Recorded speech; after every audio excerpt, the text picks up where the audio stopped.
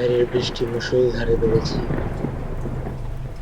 ঘরের ভেতরে দাঁড়িয়ে আমি, অর্জুন, সুতপা আর আমার দাদা সকলে ভয়ে ঠকঠক করে কাঁপছি। রীতিমতো দাদা চমকে আমাকে বলে উঠল, এই ও সুতপার কি হয়েছে? সুতপার দিকে তাকিয়ে আমি যেন জ্ঞান হারাবো এমন একটা পরিস্থিতির সম্মুখীন হয়েছি। সুতপা নেই। ওর চোখ দুটো লাল, আমাদের দিকে এক দৃষ্টে তাকিয়ে আছে। চোখ দিয়ে যেন রক্ত ঝরে পড়ছে ওর। সে কি বীভৎস দৃষ্টি! সেই মুহূর্তে মেঘ ডাকলো কাছেই কোথাও। সুতপা আমাদের দিকে তাকিয়ে বলে উঠল, অনেক বছরের অপেক্ষা, অনেক অনেক বছরের জ্বালা আজকে সব মেটাবো। কেউ আজকে বেঁচে ফিরবে না।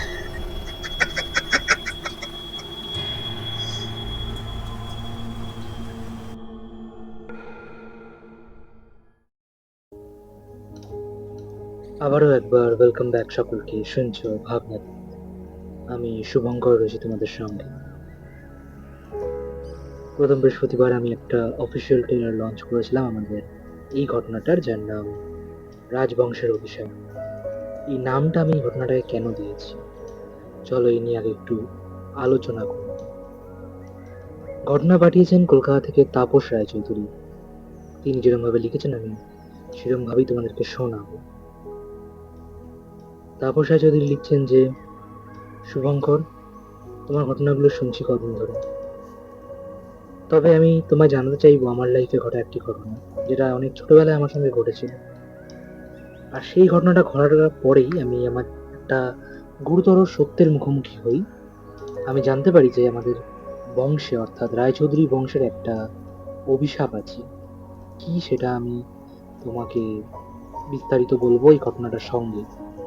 ভালো লাগলে সকলের সঙ্গে শেয়ার করো, আর যদি পারো কিছু একটা উপায় জানিও আমাকে, যে অভিশাপ কাটানোর কি কোনো উপায় আছে, বা কেউ যদি জানাতে পারে তাকে একটু আমাকে জানাতে বলো। চলো, যেরকমভাবে উনি লিখেছেন আমি সেভাবেই ঘটনাটা শুরু করছি। তো যদি তোমরা ঘটনা পাঠাতে চাও, ডিসক্রিপশন বক্সের লিঙ্ক দেওয়া রয়েছে, ওখানে গিয়ে আমাদের ঘটনা পাঠাতে পারো। এবং ঘটনা শুনতে ভালো লাগলে লাইক করো, আর আমাদের বাকি অ্যালবামগুলো শুনে দেখো, আশা করছি ভালো লাগবে। ভাবনাদি স্পটিফাই তো অ্যাভেলেবেল আছে, যারা যারা তোমাদের বন্ধুরা, ফ্যামিলিরা স্পটিফাই ইউজ করে, কেউ ভাবনাদি শেয়ার করতে পারো স্পটিফাইতে শোনার জন্য।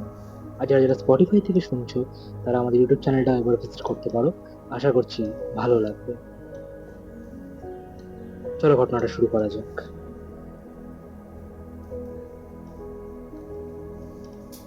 আমি তখন ক্লাস 10-এ পড়ি। আমার দাদা তখন গ্র্যাজুয়েশন দেবে। কলেজে একটা ছুটি পায় এবং বন্ধুরা ঠিক করে যে কোথাও একটা ঘুরতে যেতে হবে। তখন আমার দাদা বলে ওঠে, আরে অন্য কোথাও যাবি কেন? গ্রামে আমাদের বিশাল জমিদার বাড়ি, পুরো ফাঁকা পড়ে আছে, কবে থেকে তালা মারা। চল ওখানে একটা পিকনিকের প্ল্যান করা যাক। সেই সময় আমার দাদার বন্ধু অর্জুন বলে উঠলো, great idea brother, great idea, আমরা ওখানেই যাব। তখন ঠিক হলো যে টোটাল 4 বন্ধু আমার দাদাকে নিয়ে, আমার দাদা, অর্জুন, সুতপা আর অমিত, এই 4 জন মিলে যাবে বেড়াতে আমাদের জমিদার বাড়িতে।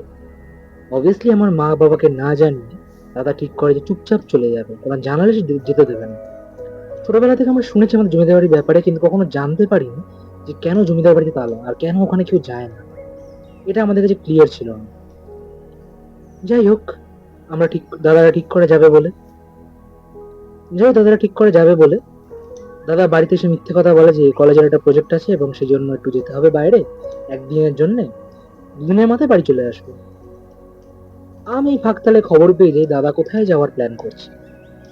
দাদাকে আমি বলে বসলাম, কিরে, মা বাবাকে মিথ্যে কথা বলে দাদুর বাড়ি যাওয়ার প্ল্যান হচ্ছে, হ্যাঁ? দাদা আমায় থামানোর চেষ্টা করে বললো, চুপ চুপ চুপ, মা যেন একদম না জানতে পারে। তুই জানলি কি করে? জেনে গেলাম। ভালো ভালো বল, আমাকে নিয়ে যাবি নাকি বাবাকে বলে দেবো? তোকে নিয়ে যাওয়ার কোনো প্রশ্নই ওঠে না। তোকে নিয়ে গেলে মাকে কি বলবো? বলবি যে তোর কলেজ থেকে ঘুরতে নিয়ে যাচ্ছে, তাই আমাকেও নিয়ে সাথে করে। এটা ভাবার কি আছে? ভেবে দেখ, যদি আমাকে নিয়ে যাস তাহলে কাউকে বলবো না, না হলে কিন্তু মাকে বলে দিচ্ছি আমি এখনই গিয়ে তোরা কোথায় যাচ্ছিস। আচ্ছা আচ্ছা, ঠিক আছে ঠিক আছে, অত বলতে হবে না কাউকে কিছু, যাবি আমাদের সঙ্গে। উফ, আর কথা বাড়ানো হলো না।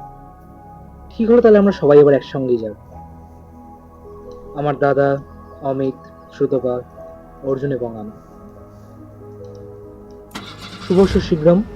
2 সপ্তাহের মধ্যে আমরা বেরিয়ে পড়লাম জমিদার বাড়ি যাওয়ার জন্য এবং গিয়ে পৌঁছালাম দুপুর দুপুর।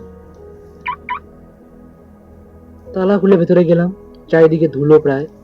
জমিদার বাড়িটা বিশাল বড় এবং পিছনে মস্ত বাগান, তবে সেটা এখন আর বাগান নেই, জঙ্গল হয়ে গেছে বললেই বোধহয় ভালো হবে। চারিদিকে ঝোপ, আগাছা, আর ঘরের ভেতরে ধুলোই ধুলো। কোন রকম আমরা একটা সাইড নিজের মতো করে ঝেড়ে ঝুড়ে পরিষ্কার করে ওখানে রান্না বান্নার আয়োজন করলাম ভেতরেই। সব জিনিসপত্র আমরা গাড়ি করে নিয়ে গেছি। অর্জুন তার বাবার গাড়িটা নিয়ে এসেছিল, বলেছে বন্ধুরা পিকনিক করতে যাচ্ছি, তাই দিয়ে দিয়েছে সহজে।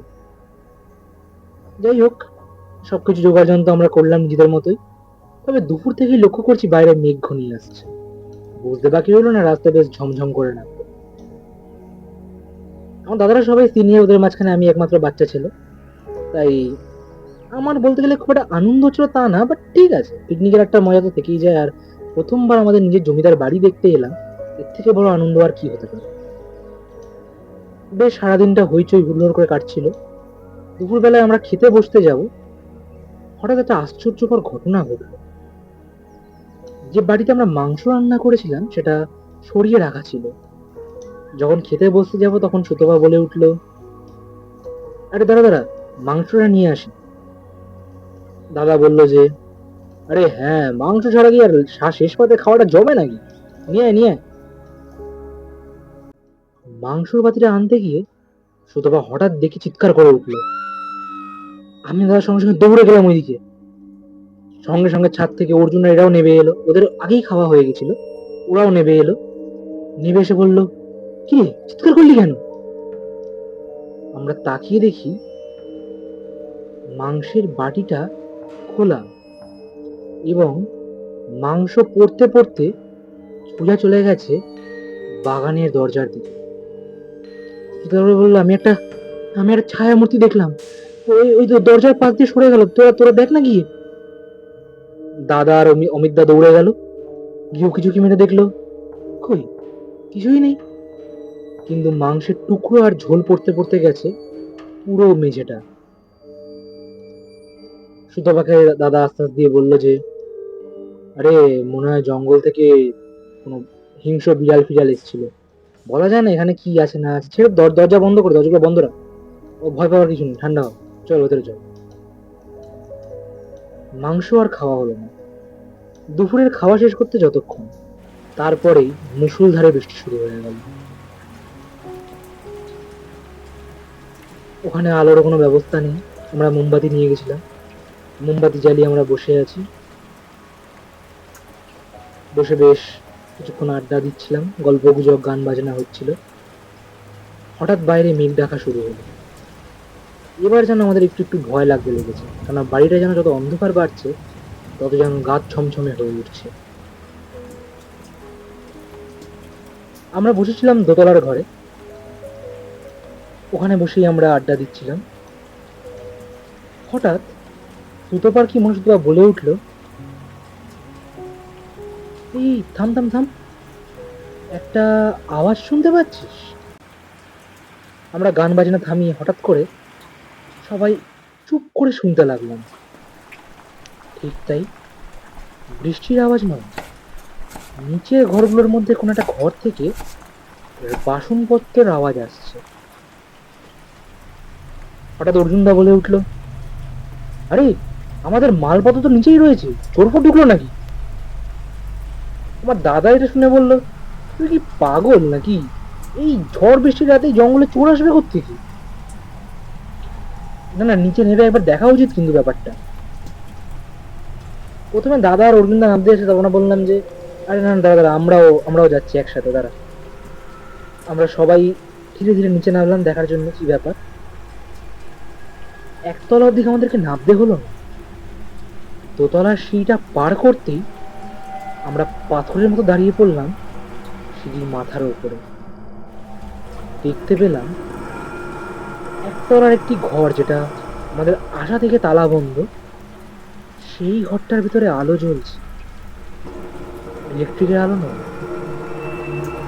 মোমবাতিরও আলো নয়, এটা উনানে ধরানো আলো। কি করে বুঝলাম?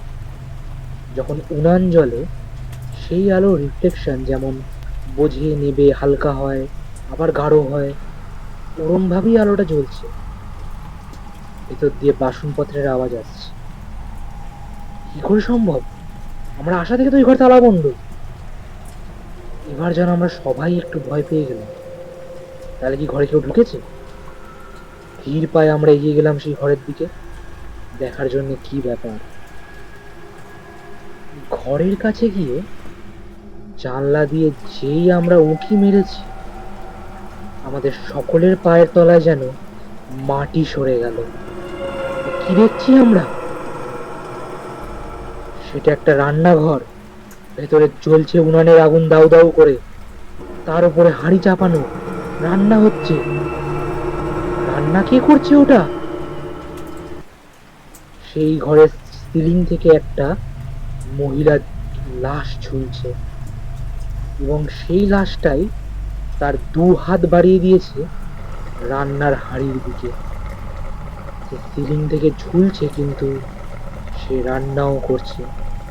তার মুখ আমরা দেখতে পাচ্ছি না, হাওয়ায় ভাসছে তার শরীর। কি বিভৎস এই দৃশ্য! এই দৃশ্য দেখে চিৎকার বেরিয়ে এলো সুতোবার মুখ থেকে। চিৎকার করতে সেই মহিলা মূর্তি আমার দিকে ফিরে তাকালো। কি ভয়ঙ্কর সেই চাউনি! চোখ থেকে যেন তার রক্ত ঝরে পড়ছে, আগুনের ফলা যেন সেই দুটো চোখ। তার চুলগুলো এলোমেলো হাওয়ায় উঠছে।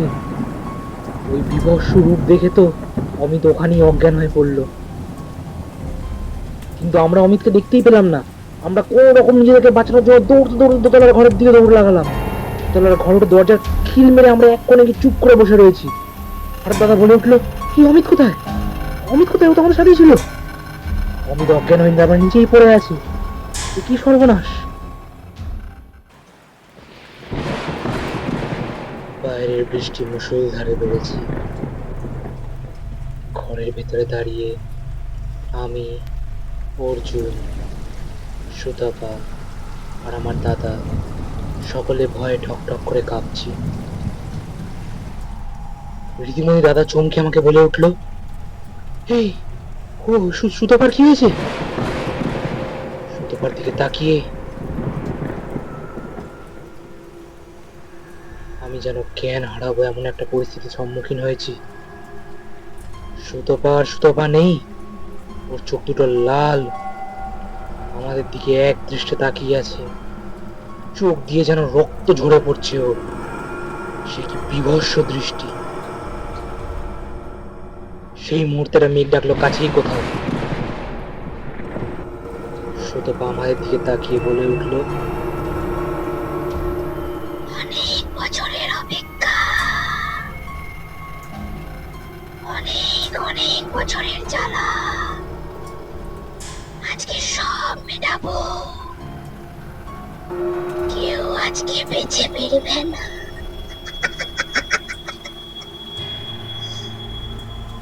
সুতপার এরূপ দৃশ্য দেখে দাদা, আমি, অর্জুনদা সবাই তো প্রায় দম হাতে নিয়ে, প্রাণ মুঠোয় নিয়ে কোন রকম নিঃশ্বাস ফেলছি। সুতপা দিয়ে এবার উঠে দাঁড়ালো। উঠে দাঁড়িয়ে তার হাত দুটো দিয়ে এগিয়ে আসতে লাগলো আমাদের দিকে। কি ভয়ঙ্কর সে রূপ! দাদা বলে উঠলো, সুতপা, সুতপা কি হয়েছে তোর? সুতপা দিয়ে আমাদের উদ্দেশ্য করে বলল, অনেক সহ্য করেছি, আজকে সময় এসছে। আজকে সময় এসছে। আজ আর কারোর মুক্তি নেই, কারোর মুক্তি নেই আজকে।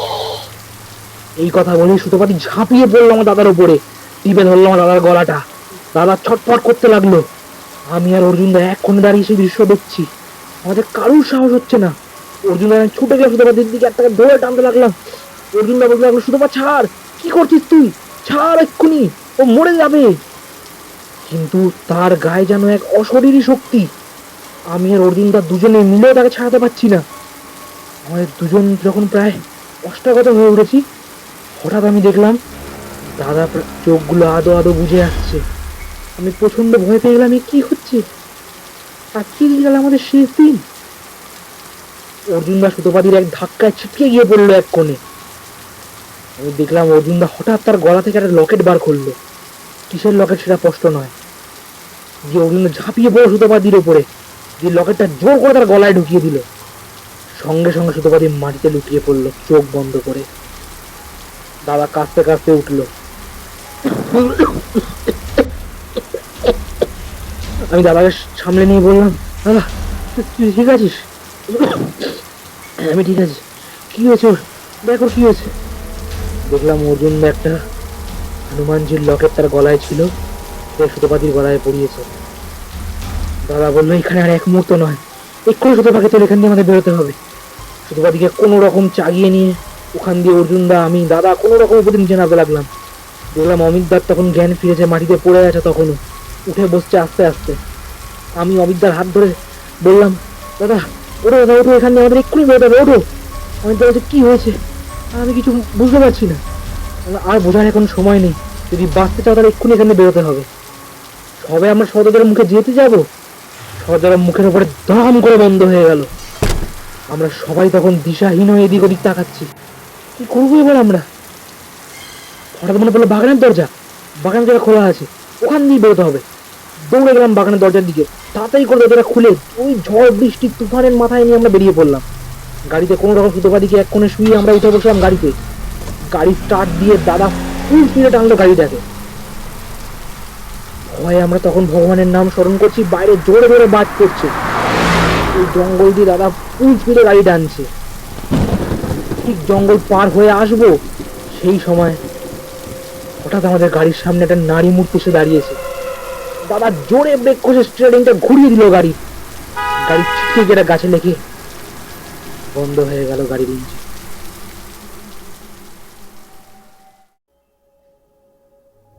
পরের দিন সকালে যখন আমার জ্ঞান ফিরল, তখন দেখি গাড়ির পিছনের ডিগিতে আমি শুয়ে আছি।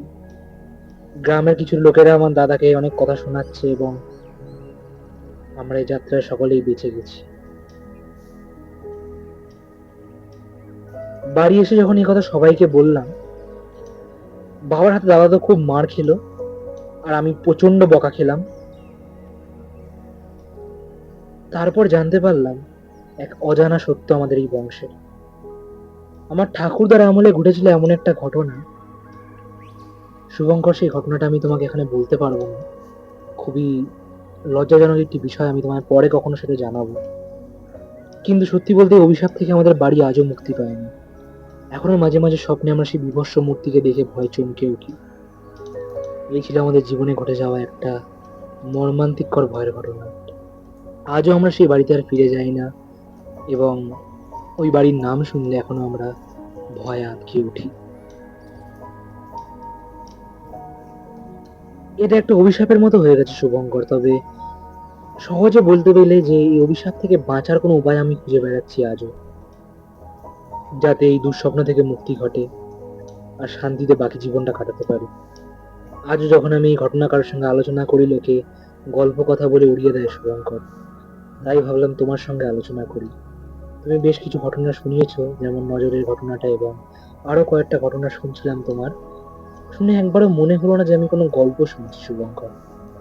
আশা করছি তোমার ভালো লাগবে আমার এই ঘটনাটা। আর দয়া করে যদি তুমি জানো এই বিষয়ে আর যদি জানতে চাও এবং আমাকে কোনো উপায় বলতে পারো, তাহলে দয়া করে আমাকে বলো শুভঙ্কর। তাপসদার ঘটনাটা সত্যি বলতে আমাকে প্রচন্ড ভাবিয়ে দিয়েছে, এবং বলতে গিয়ে আমার গায়ের লোম দাঁড়িয়ে গেছে। জানি হয়তো আমি খুব একটা পারফেক্টলি বলি না, বাট আমি ইমপ্রুভ করার চেষ্টা করছি আমার বলার কোয়ালিটিটা। তো সত্যি বলতে এরকম ঘটনা যখন আমি বলতে যাই না, আমার নিজেরই ভয় লেগে যায় এবং আমার চোখ ছলছল করতে লাগে, আমার গায়ের লোম দাঁড়িয়ে যায়।